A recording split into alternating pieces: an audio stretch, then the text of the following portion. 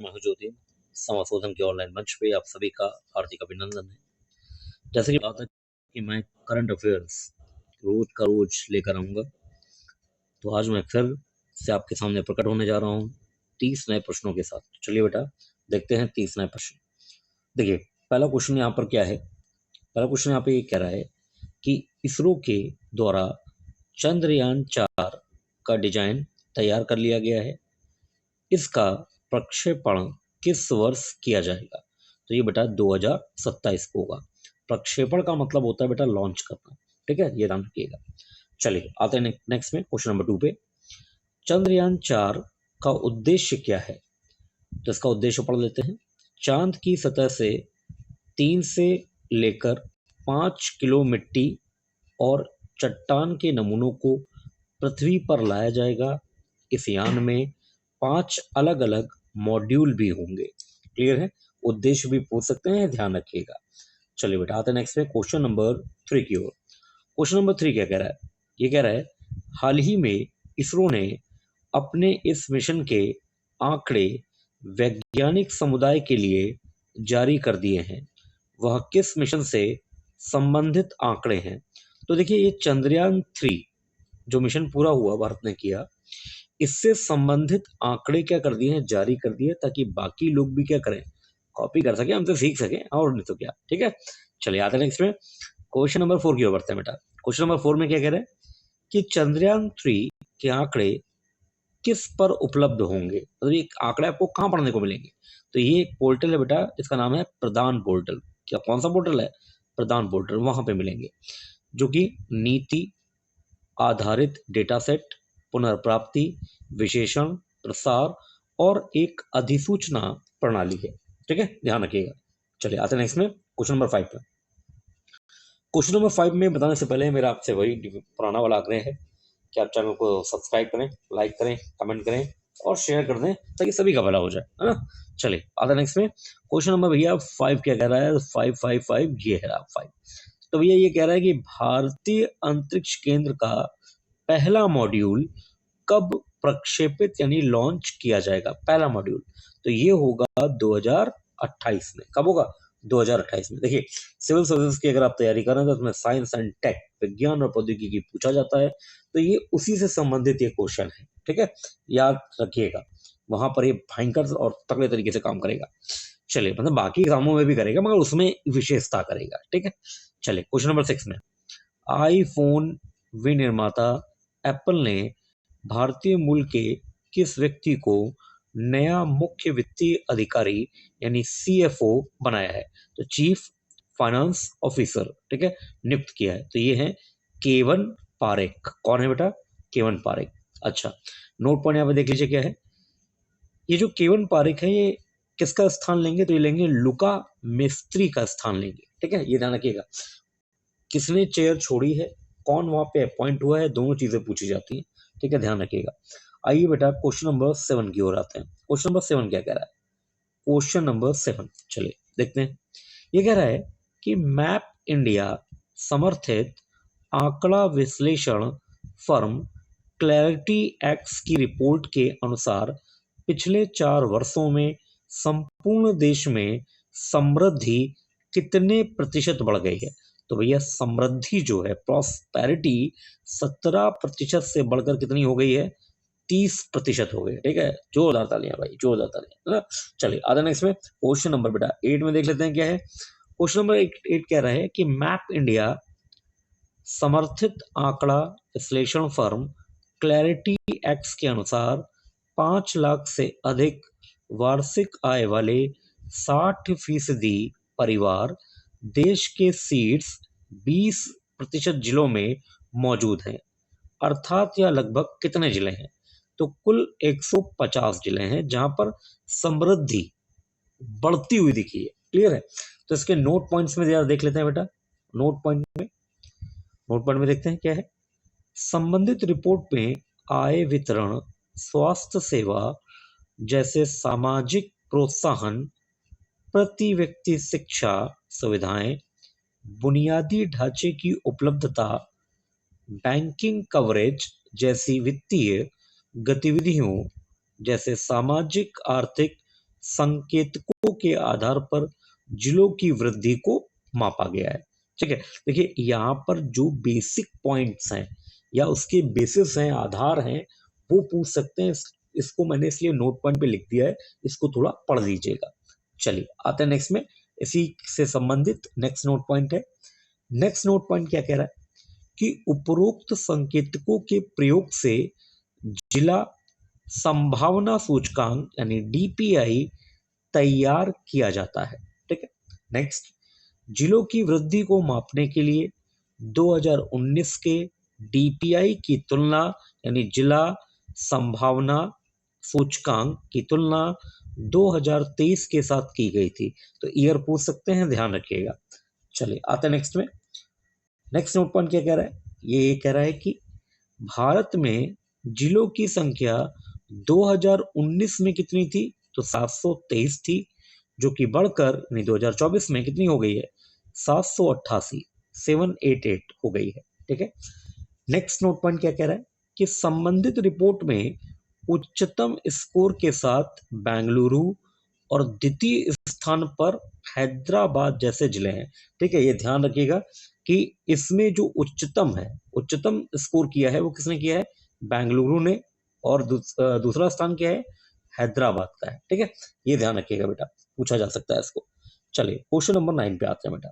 Question number 9 क्या कह रहा है कि पाकिस्तान के शीर्ष सम्मान में से एक निशान ए इम्तियाज से हाल ही में चीन के किस कमांडर जनरल को इस सम्मान से नवाजा गया है या दिया गया है। तो ये जो कमांडर जनरल है चीन के, ये कौन है, ली कियाओमिंग। कौन है, ली कियाओमिंग। ठीक है, ध्यान रखिएगा। अच्छा आते हैं नेक्स्ट में, क्वेश्चन नंबर बेटा 10 में चलते हैं। क्वेश्चन नंबर 10, क्वेश्चन नंबर 10 क्या कह रहा है, कह रहा है पार्किंसंस रोग अर्थात मस्तिष्क रोग की रोकथाम के लिए नई सेंसर प्रणाली विकसित की गई है, जो कि इस स्मार्टफोन आधारित सेंसर प्रणाली है। इसे किस चीज की सांद्रता का मतलब होता है कंसंट्रेशन का सटीक पता लगाया जा सकता है। तो ये लगाया जा सकता है किसका पता, एल डोपा का। ठीक है, किसका पता लगाया जा सकता है, एल डोपा। अब जरा नोट पॉइंट देख लेते हैं, नोट पॉइंट पे चले जाते हैं।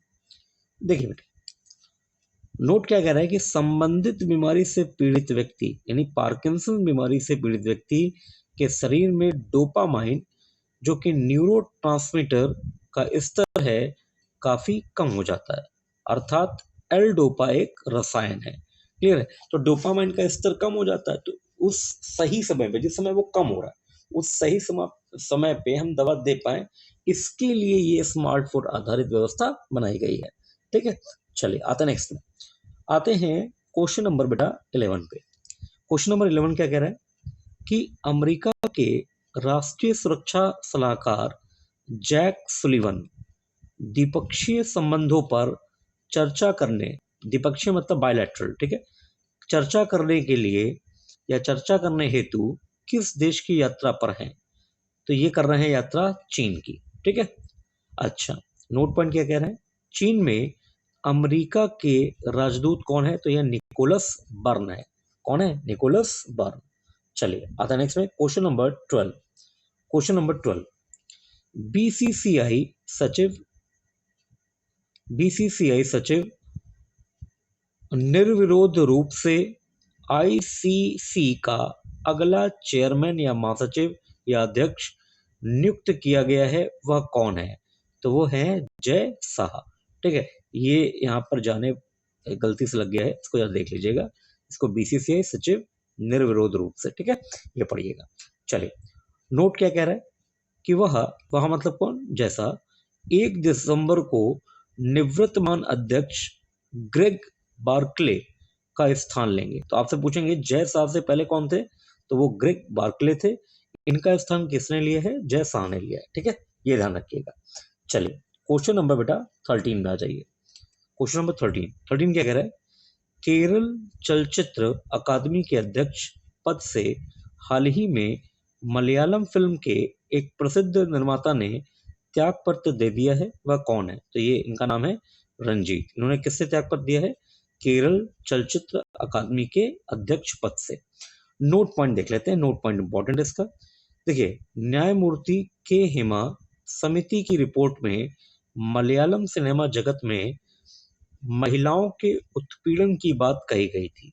देखिए, ये एक रिपोर्ट है, न्यायमूर्ति के हेमा समिति की रिपोर्ट है, जिसमें यह बनाया गया कि मलयालम सिनेमा में किसी महिला को अगर काम दिया जा रहा है तो उसमें कास्टिंग काउच, ठीक है, जैसी एक समस्या उत्पन्न हो रही है या हुई है कुछ लोगों के साथ, जिसमें महिलाओं का उत्पीड़न हो रहा है। तो ये रिपोर्ट जब आई तो उसके बाद इन्होंने क्या किया? त्यागपत्र दे दिया। ठीक है, चलिए आते हैं नेक्स्ट में, क्वेश्चन नंबर 14 की ओर जाते हैं। क्वेश्चन नंबर 14 नंबर क्वेश्चन क्या कह रहा है बेटा कि association of Malayalam movie artist AMMA के महासचिव के पद से हाल ही में किसने इस्तीफा दिया? तो ये सिद्दीक ने दिया। किसने दिया? सिद्दीक ने दिया। तो ये भी उसी रिपोर्ट, उसी कंट्रोवर्सी से रिलेटेड ये मामला है। ठीक है, चलिए, के हेमा रिपोर्ट। ठीक है, क्वेश्चन नंबर 15 पे आते हैं बेटा। वायु गुणवत्ता जीवन सूचकांक 2024, वायु गुणवत्ता जीवन सूचकांक 2024 शीर्षक से किस संस्था ने अपनी रिपोर्ट जारी की है? तो ये रिपोर्ट जारी की है यूनिवर्सिटी ऑफ शिकागो के एनर्जी पॉलिसी इंस्टीट्यूट के द्वारा। ठीक है, चलिए आते हैं नेक्स्ट में, क्वेश्चन नंबर 16 की ओर चलते हैं बेटा।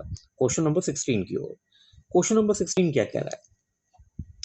भारत में वर्ष 2021 की तुलना में 2022 में सूक्ष्म कणों के प्रदूषण में कितने प्रतिशत की गिरावट दर्ज की गई है, जो बांग्लादेश के बाद दुनिया में दूसरी सबसे बड़ी गिरावट है? तो इसमें कमी हुई है 19.3% की। ठीक है, टिक कर दीजिए, मोस्ट इंपॉर्टेंट है ये। ठीक है, पर्यावरण का मामला है, कहीं पर भी पूछ लेंगे इसको। चलिए, क्वेश्चन नंबर 17 जो कि इसी से संबंधित मामला है। ठीक, देखिए क्वेश्चन नंबर 17 क्या कह रहा है कि वायु प्रदूषण में आई कमी के कारण भारत में नागरिकों की जीवन प्रत्याशा का मतलब लाइफ एक्सपेक्टेंसी, ठीक है, में औसतन कितने दिन की बढ़ोतरी हुई है? तो ये बढ़ोतरी हुई है बेटा 51 दिन की। कितने दिन की हुई है? 51 दिन की। देखिए, लाइफ एक्सपेक्टेंसी क्या होती है, जीवन प्रत्याशा क्या होती है कि जिस क्षेत्र में आप रहते हैं, जिस टेरिटरी में रहते हैं, वहां पर एक व्यक्ति औसतन कितने दिन जीवित रह सकता है। ठीक है, तो ऑलमोस्ट क्या है, वायु प्रदूषण में कमी आई है, जिसकी वजह से भारतीय नागरिकों की जीवन प्रत्याशा में 51 दिन क्या हो गए? बढ़ गए। ठीक है, ये मोस्ट इंपॉर्टेंट है, देख लीजिएगा इसको बेटा। ठीक है, अच्छा अब नोट पॉइंट देख लेते हैं बेटा क्या है। भारत में वर्ष 2022 में PM 2.5 का मतलब है पर्टिकुलेट मैटर 2.5। ठीक है, सांद्रता करीब 9 माइक्रोग्राम प्रति घन मीटर थी, जो 2021 के मुकाबले 19.3% कम है। ठीक है मामला, ये आंकड़े देख लीजिएगा। ठीक है, अच्छा दूसरा नोट पॉइंट क्या कह रहा है? दूसरा नोट पॉइंट कह रहा है कि वायु गुणवत्ता प्रबंधन पर भारत के प्रमुख कार्यक्रम राष्ट्रीय स्वच्छ वायु कार्यक्रम NCAP के तहत आने वाले शहरों में PM 2.5 यानी पर्टिकुलेट मैटर 2.5 सांद्रता में औसतन 19% की गिरावट दर्ज की गई है। कहां पर गिरावट दर्ज की गई है? जहां पर ये राष्ट्रीय स्वच्छ वायु कार्यक्रम चल रहा है। ठीक है, और जो जिले इसके अंतर्गत नहीं आते उनमें कितना? उनमें 16% की गिरावट दर्ज की गई है। बिल्कुल ध्यान से देख लीजिएगा कि जो क्षेत्र ऐसे हैं जो राष्ट्रीय स्वच्छ वायु कार्यक्रम यानी NCAP के तहत आते हैं, उनमें PM 2.5 की सांद्रता कितने परसेंट कम हुई है? 19%। और जो इसमें नहीं आए उसमें कितनी कम हो गई? उसमें 16% कम हो गई। ठीक है, चलिए आते हैं नेक्स्ट में। नेक्स्ट में क्वेश्चन नंबर नेक्स्ट, अच्छा अभी इसी का नोट पॉइंट है, अभी इसमें नोट पॉइंट है बेटा। चलिए पहले इसके नोट पॉइंट देख लीजिए, बहुत इंपॉर्टेंट है, पूरे नोट पॉइंट से देखिएगा इसको। ठीक है, अच्छा देखिए, भारत में प्रदूषण कणों में सबसे कम गिरावट पश्चिम बंगाल के पुरुलिया और बांकुड़ा जिले में दर्ज की गई है। ठीक है, अंडरलाइन कर रहा हूँ, मोस्ट इंपॉर्टेंट, आपसे पूछ लेंगे कि PM 2.5 कणों में, प्रदूषण कणों में सबसे कम गिरावट कहाँ दर्ज हुई? तो पश्चिम बंगाल के पुरुलिया और बांकुड़ा जिले में, ठीक है। इसके पश्चात धनबाद, पूर्वी पश्चिमी सिंहभूमि, पश्चिमी मेदिनीपुर और बोकारो जिले में प्रदूषण में गिरावट दर्ज की गई है, ठीक है। देख लीजिएगा बहुत ध्यान से। चलिए नेक्स्ट नोट पॉइंट पे आते हैं। ग्रीन पीस इंडिया अभियान, ये का फालतू में लगा हुआ, इसको हटा देते हैं। हाँ, इसको ऐसे पढ़ेंगे, ग्रीन पीस इंडिया अभियान के प्रबंधक अविनाश चंचल ने भारत के स्वच्छ ईंधन कार्यक्रम प्रधानमंत्री उज्ज्वला योजना की भी सराहना की है और कहा है कि ऐसे प्रयासों से भी जीवन प्रत्याशा को बढ़ाया जा सकता है। देखिए उज्ज्वला योजना में क्या है, आपको सिलेंडर मिल रहा है, एलपीजी सिलेंडर, क्लियर है मामला। तो भाई एलपीजी मिल रहा है तो ऑलमोस्ट, जैसे मान लीजिए लकड़ी जला रहे हैं, कोई कोयला जला रहा है, तो उससे जो एमिशन हो रहा है, ठीक है, उससे भी तो वायु क्या हो रही है, प्रदूषित हो रही है, क्लियर, कार्बन एमिशन हो रहा है, प्रदूषण हो रहा है। तो ऑलमोस्ट अब उसकी जगह पे एलपीजी आ गया, तो ये सब कुछ करने की जरूरत नहीं है, तो उससे भी कमी आई, यही बात अविनाश चंचल जी ने कही, ठीक है। चलिए आते नेक्स्ट में एक विशेष बिंदु है, इस विशेष बिंदु को देख लेते हैं बेटा कि विशेष बिंदु विशेष क्यों है भाई, क्या विशेषता है इसमें। तो देखिए, भारत विश्व स्वास्थ्य संगठन यानी WHO के वार्षिक PM 2.5 सांद्रता मानक 5 माइक्रोग्राम प्रति घन मीटर। देखो आपसे पूछ लेंगे पेपर में कि विश्व स्वास्थ्य संगठन यानी WHO के वार्षिक PM 2.5 सांद्रता का मानक क्या है, तो ये है 5 माइक्रोग्राम प्रति घन मीटर, ठीक है। को यदि पूरा करने में असफल होता है तो भारतीयों की जीवन प्रत्याशा 3.6 वर्ष कम होने की संभावना है। यानी अगर ये इतना मेंटेन नहीं हुआ तो कितना कम हो जाएगा, ये हो जाएगा 3.6, यानी 3.5 साल की क्या हो जाएगी, जीवन में कमी हो जाएगी, क्लियर है, ये ध्यान रखिएगा। चलिए अभी अच्छा बढ़ कितनी गई है, बढ़ गई है 51 दिन, ठीक है, याद रखिएगा। अच्छा बेटा मोस्ट इंपॉर्टेंट है, देखो जो लोग सिविल सर्विसेज का पेपर देंगे उसमें साइंस एंड टेक और एनवायरनमेंट का एक पार्ट होता है बेटा, तो यहाँ पर एनवायरनमेंट से रिलेटेड करंट का ये पार्ट है, इन क्वेश्चनों को विद नोट पॉइंट देख लीजिएगा। चलिए आते हैं नेक्स्ट में, क्वेश्चन नंबर 18।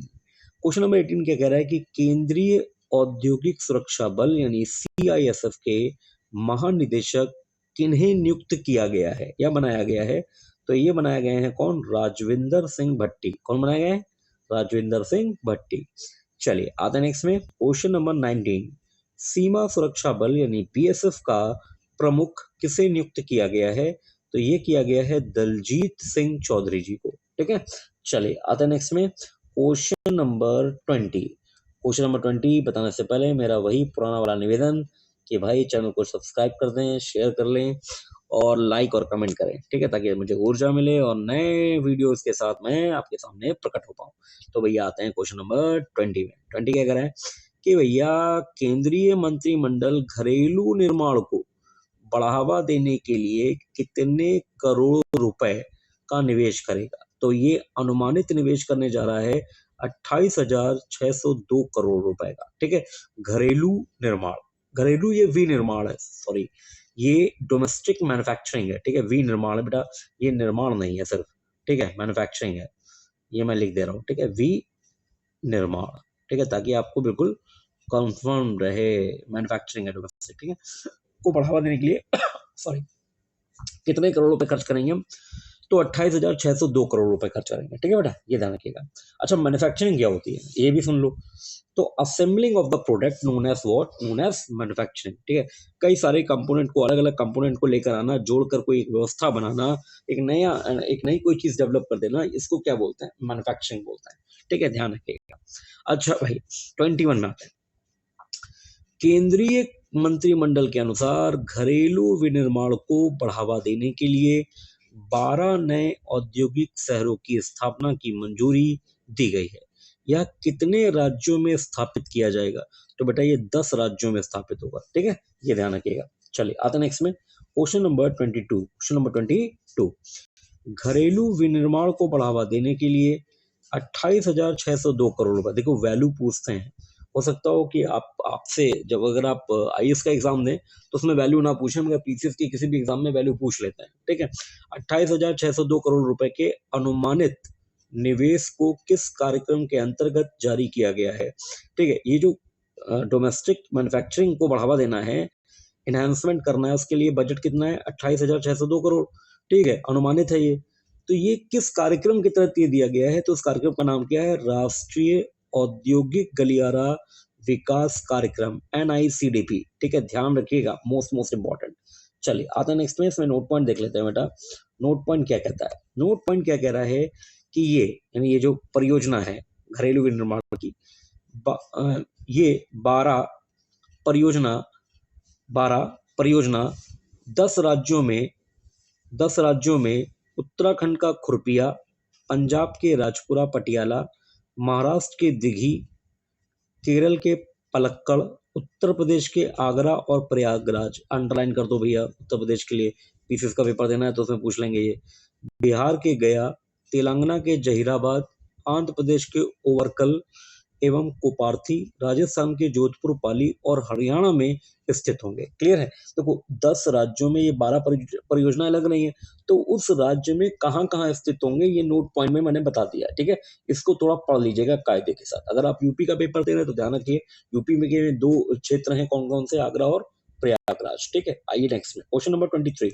क्वेश्चन नंबर 23 क्या कह रहा है कि आरोही ई नीलामी का तीसरा समूह जिसे कि मंजूरी दे दी गई है, किससे संबंधित है? तो ये एफएम रेडियो का चरण 3 है, ठीक है। अब कुछ शहरों में क्या किए जाएंगे? निजी एफएम लगाए जाएंगे। तो आइए क्वेश्चन नंबर 24 पे चलते हैं, वहीं पे इसको देखते हैं। निजी एफएम रेडियो चरण 3, ठीक है, के अंतर्गत कितने शहरों में 730 चैनलों को स्थापित किया जाएगा? तो 234 शहरों में 730 चैनल लगाए जाएंगे, और चरण 3 में, एफएम रेडियो चरण 3 में। और आरोही, ये जो ऊपर एक प्रोग्राम आया है ये नीलामी का, आरोही ई नीलामी, ठीक है, इसके अंतर्गत। चलिए आते हैं नेक्स्ट में क्वेश्चन नंबर 25 पे आते हैं बेटा। 25 में कह रहा है कि हाल ही में बांग्लादेश सरकार ने किस पार्टी पर से प्रतिबंध को हटा दिया है? तो ये पार्टी है जमात ए इस्लामी, ठीक है, इससे प्रतिबंध हटा दिया है। Next question number 26, Bharat Australia कृषि तकनीकी मंच की पहली बैठक कब होगी, जिसका कि ऑस्ट्रेलिया ने गठन किया है, या ऑस्ट्रेलिया ने इसका गठन किया है? तो ये 23 सितंबर 2024 बेटा, 2024 को होगी, है ना, अंडरस्टूड ही है, ठीक है। 2024, इसको मैं सही से लिख देता हूँ, 23 सितंबर 2024, ठीक है, ये आप यहाँ पे देख लीजिएगा, 2024, ठीक है। चलिए आते हैं नेक्स्ट में क्वेश्चन नंबर 27 क्या कह रहा है? भारत सिंगापुर मंत्री स्तरीय गोलमेज बैठक सिंगापुर में कब आयोजित हुई? तो ये आयोजित हुई 26 अगस्त 2024 को, ठीक है, 2024 को। चलिए नोट क्या कह रहा है कि भारत सिंगापुर द्विपक्षीय संबंधों के लिए पहली बैठक कब हुई थी? तो वर्ष 2022 में नई दिल्ली में आयोजित हुई थी, और वर्तमान में कहाँ हुई है? वर्तमान में सिंगापुर में हुई है, और 26 अगस्त 2024 को हुई है।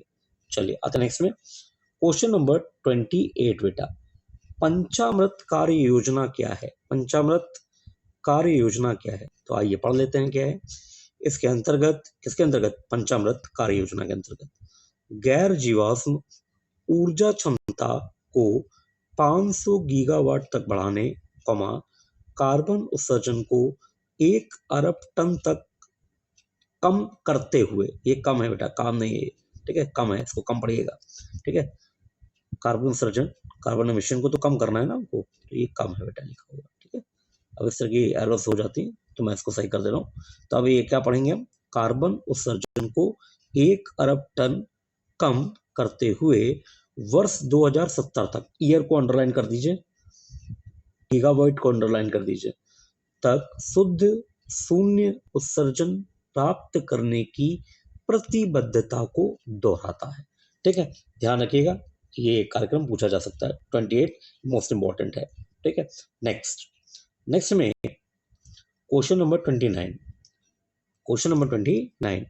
क्वेश्चन नंबर 29 क्या कह रहा है कि भारतीय नौसेना का पोत आईएनएस मुंबई 3 दिन की अपनी पहली यात्रा पर किस बंदरगाह पहुंचेगा? तो ये पहुंचेगा श्रीलंका के कोलंबो बंदरगाह पे। ठीक है, और आज का अंतिम प्रश्न, 30वां प्रश्न, उससे पहले मेरा आप सभी से आग्रह है, निवेदन है कि चैनल को सब्सक्राइब करें, शेयर करें, लाइक और कमेंट करें, ताकि मुझे ऊर्जा मिलती रहे। बाकी तो आप समझ ही रहे हैं। चलिए, तो भैया क्वेश्चन नंबर 30 क्या कह रहा है कि आईएनएस मुंबई को भारतीय नौसेना में कब शामिल किया गया था? तो ये किया गया था कब? 22 जनवरी 2001 को। ठीक है, ये जीके बेस्ड को एक क्वेश्चन हो जाएगा, क्योंकि मुझे लगा कि ऑलमोस्ट ये पूछा जा सकता है, तो ये क्वेश्चन 30 नंबर पे रख दिया। जीके बेस्ड है, पूछ सकते हैं उसको भी। ठीक है, तो बेटा आज के लिए हमारे जो 30 प्रश्न थे अनिवार्य और बहुत ही महत्वपूर्ण, वो मैंने आपको बता दिए। इन प्रश्नों के नोट पॉइंट के सहित उसको तैयार कीजिएगा, क्योंकि कथन और कारण में भी क्वेश्चन आ सकते हैं, तो आप एक सटीक उत्तर दे पाएंगे। ठीक है, तो बस अब हम लोग मिलेंगे अगले नेक्स्ट वीडियो पे, अगले वीडियो पे, और 30 नए प्रश्नों के साथ मिलेंगे। तब तक के लिए सभी को जय हिंद, जय भारत। ठीक है बेटा।